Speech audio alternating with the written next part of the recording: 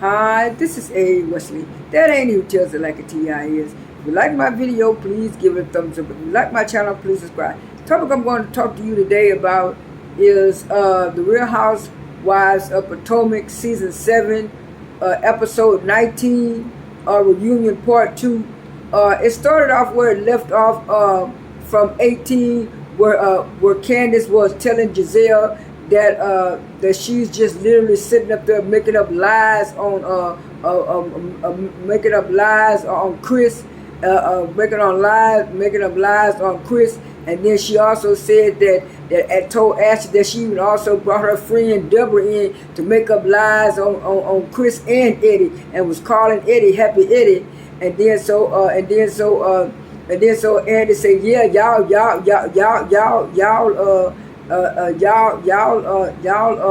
y'all copyrighted the name, did something for Happy Eddie. She said, oh yeah, we sure did. Wendy said that, and then she said, oh no, I did say that Chris made me feel uncomfortable. He did make me feel uncomfortable. She said, no, Giselle, you keep saying that he made you feel uncomfortable. Made you feel uncomfortable, but then you also talking about he did something you did. I didn't say that. That's just semantics and stuff like that. And she said, well, it's not just semantics. You got to say, you keep saying that he made you feel uncomfortable, then you say he did something to you. What actually did he do to you, Giselle? That's what Candiace was saying.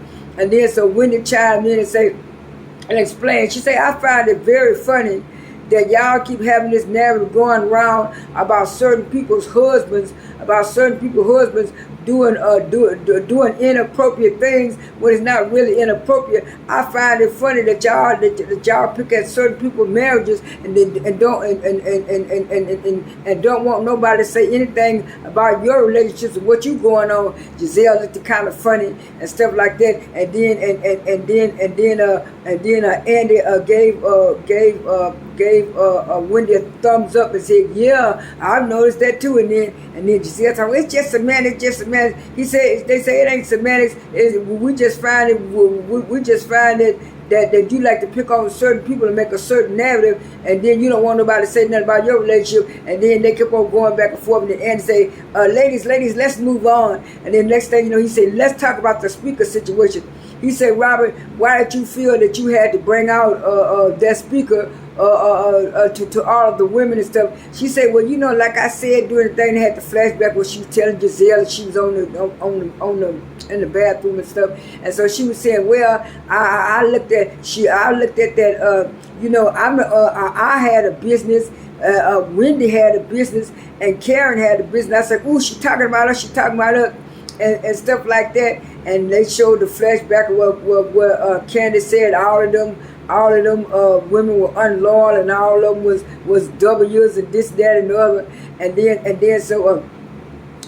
then so Candiace said that Robin, if you thought I was downgrading your business, talking about your business, why come you didn't come to me and say, girl, what are you talking about? You talking about me or whatever? You just gonna blur it out to the girls. Well, I thought everybody should know about it since I found out. I thought everybody should know about it. And she said, yeah, you talking about everybody? You talking about, yeah, we on reality TV, Candiace, and we're supposed to show our business, our life story. Honey Child Shady Production went back and said 2 months later and brought up that broadcast stuff again. They brought it up on the reunion 1 too. But anyway, they brought it up again, and she looked kind of funny. And Candiace said, well, I think that you did that, Robin, just to make me look bad, but you didn't make me look bad. You made yourself look silly. And then Giselle was going to chime in and talking about, well, now all the girls should have known. You should have known what Candiace was saying about them was right and stuff. And Karen said, well, it really didn't bother me that much, but yeah, Candiace, you did have to explain yourself. So Candiace explained herself. So Candiace explained herself about that situation, and then Andy switched it on to Mia. He said, Mia, we're gonna talk about your season of this year. They did all the flashbacks of Mia on this season and stuff, and then after that, he said, well, how do you feel your season. She said, well, I thought it was pretty good and stuff. He said, well, how do you feel about seeing it back where you threw that drink at Wendy? She said, well, I wish I wouldn't have did it, after I looked at it, but I wish I wouldn't have did it. But at the time, and stuff like that. And then Wendy chimed in and said, Mia, why can't you take accountability for what you done to me? You assaulted me, you attacked me by throwing the drink on me and stuff. She talking about I might be a strong woman, but it took everything in me for me not to beat your tail. And then so after that, Andy said, well, Mia, I don't see anything that Wendy said that justified you throwing a drink on her. She said, well, from what I remember, and the way I remember it, what it was, Wendy was talking about me and G and Peter's relationship, and she was saying all kind of names about me and Peter and how we was doing threesomes and all this stuff. How me and G and Peter and stuff were doing threesomes and stuff like that, and she just kept poking at me, and then I got mad, and I just threw a drink. And they say I still didn't see nothing to cause you to throw a drink, and then after that. And then after that, Andy said, well, I got a fan question, Robin. The fan said, why was you calling Wendy aggressive during the filming when you was the one aggressive? She talking about, well, I told Wendy talking about she wasn't going to fight, and I told Wendy either to fight or shut up, and sit down. And then Wendy chimed in and said, no, I didn't like, Wendy said, no, I didn't like the way y'all ladies handled this situation, and stuff like that. She said, Mia, the only reason why I apologize to you in Miami, because I want to move the group along. And stuff like that. She said, well, like I said, after I said I was sorry, and I told you I was sorry, but now that I see it back, I wish I hadn't did it. But Mia, you still not taking accountability for assaulting me. And Mia got quiet and she didn't say nothing. And then Robin gonna chime in and say, well, if anyone should have did something, it should have been Karen. Karen should have been the one to tell Mia and to tell Mia to stop and to tell Wendy to stop arguing and stuff like that. And then Karen say, Robin, don't be involved with me in your mess. You started this mess. When you brought up that speaker and all that stuff, you started this mess. Don't be trying to put me in your mess and stuff like that. But you act like you just want to be neutral. Karen said, no, don't put me in no mess. You started this. And then after that, Andy said, well, Giselle, let's talk about your season today. So she talked about Giselle. They showed about her house and stuff. He asked Giselle, was that gonna be a forever house? And she said, well, it's gonna be my forever house until my girls move up. And they said, oh, Giselle, we hear that you're dating a younger man. He's the younger man. She said, yeah, it was through Ashley. Ashley introduced me to one of her friends from Summer House through her boyfriend. And then she said, Luke from Summer House stuff. And I told him that Giselle was looking for somebody, and he said that the guy who's on the Summer House with him was also looking for somebody to date. And then Andy said, well, if y'all are still dating by the time next season come, will he be on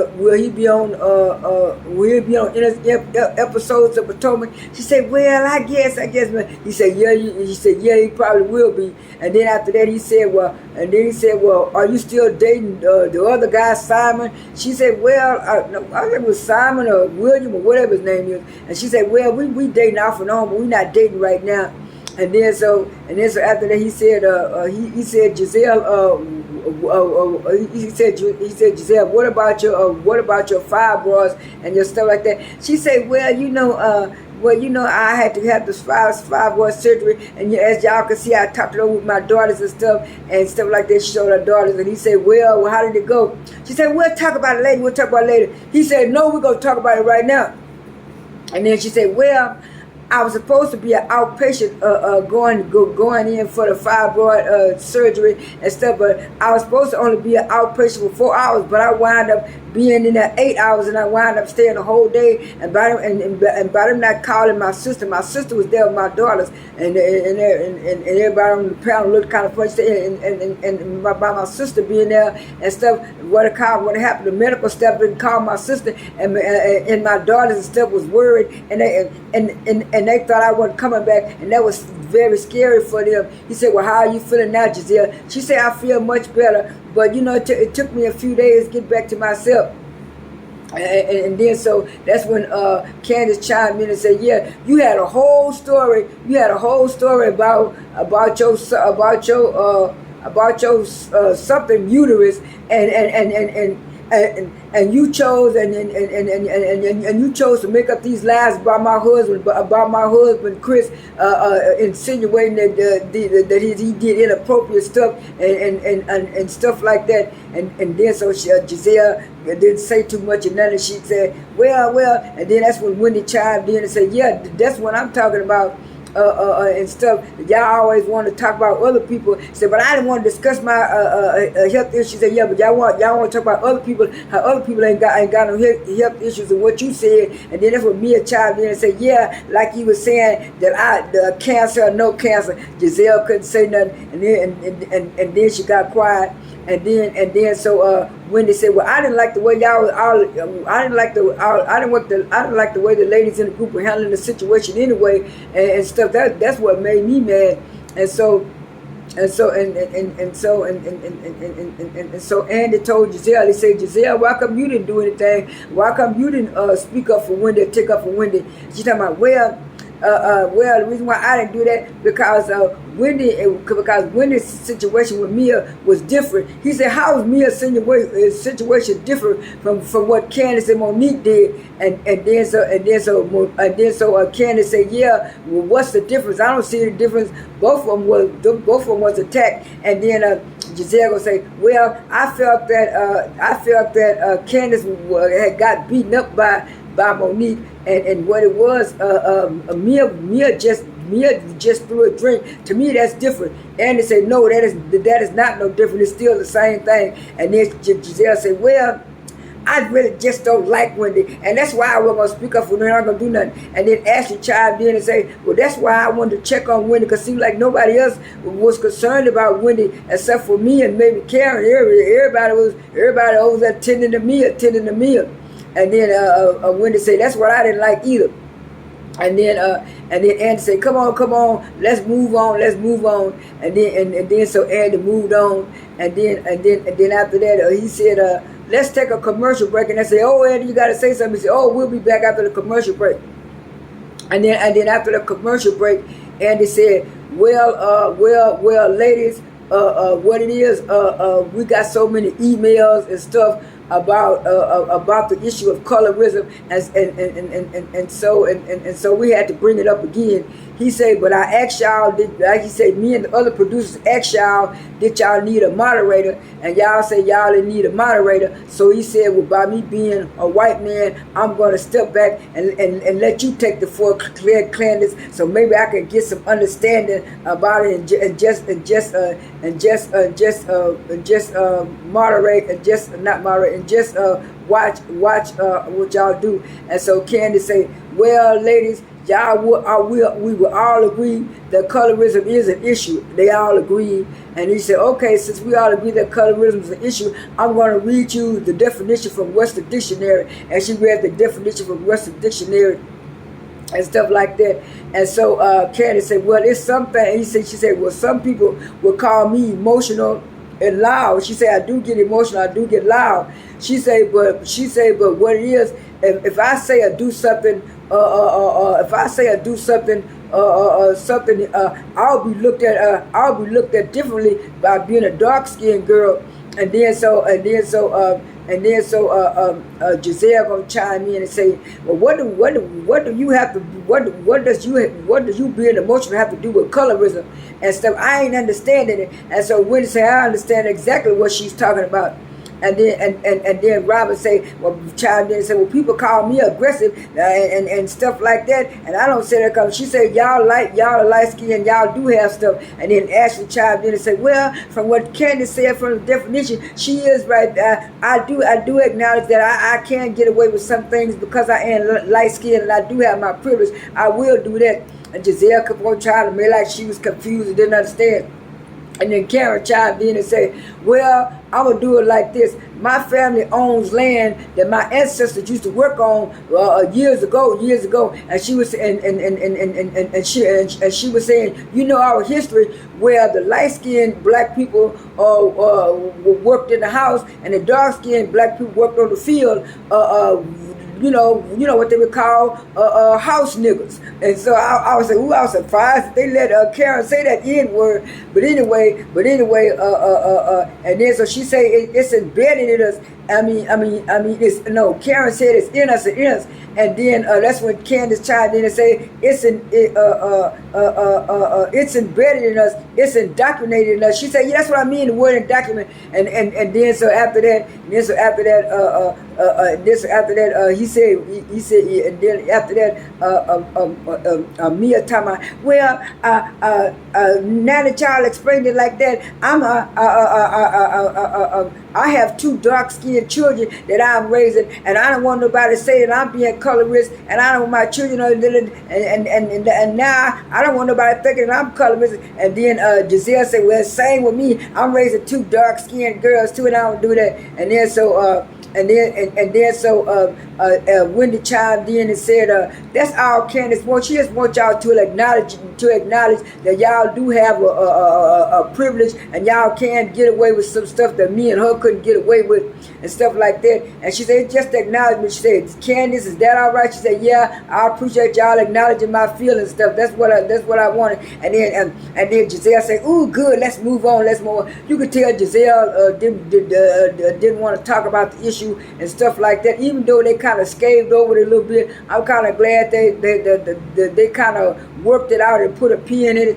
And then the next thing you know, they went to another break and they showed Jacquiline getting ready, and they told Jacquiline what she was going to do, and Jacquiline said she was going to talk to Mia about their friendship, and then also talk about the text message that she had and how she tried to out her out. And then they brought her on set. And the next thing you know, Jacquiline spoke to all of the other women, and then Andy spoke to Jacquiline first. And how you doing, Jacquiline? And by her speaking to all the other women, they backing him up. She didn't do it. So when she got ready to sit down, he spoke to her again and said, "How you doing, Jacquiline?" He said, "Oh, how you doing, Andy? I'm doing good." And she said, "I'm doing all right too." He said, "Well," he said, "when you came on the show with Mia, did you think that your friendship was going to end like this?" And Jacquiline said, "No, I didn't think it was going to end like shit." She said, how do you feel about the relationship, Mia? Well, I was a little bit disappointed. And said, well, how do you feel, Jacquiline? Jacquiline said, I was devastated. She said, because my family took Mia in and stuff like that, and me and Mia was so close. I thought Mia was like my sister, but then when she tried to out me out, I went on a vacation, and they ain't gonna say that that my sister was looking for me, and because I had kids. Mia was the one that didn't have no kids to babysit to go on a trip. I volunteered and asked my sister could she do it, could she babysit for Mia's kids and stuff too. And then she said, well, yeah, I didn't like the fact that Mia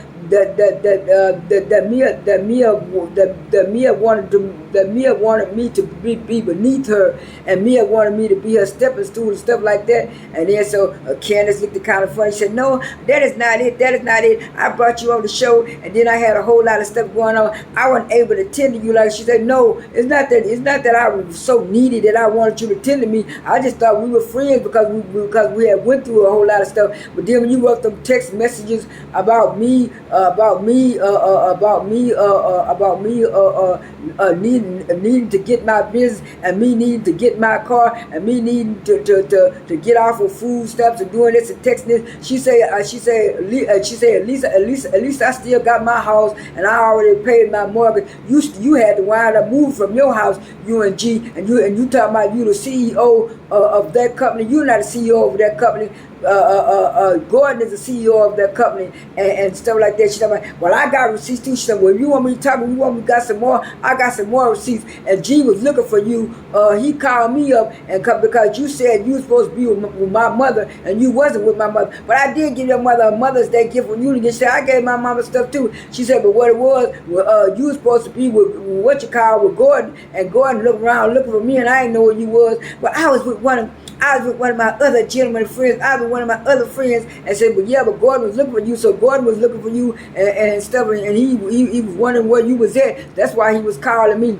And she said, well, I got receipts too. Mia come bringing out some kind of gold-plated box and looked like she didn't have nothing but a bunch of empty papers on there. Honey child, Jacquiline drug her through the mud, and the episode ended. Like I said, reunion part 1 and 2 have been really good and stuff like that. This is A. Wesley. That ain't who tells it like a T.I. is. I am out.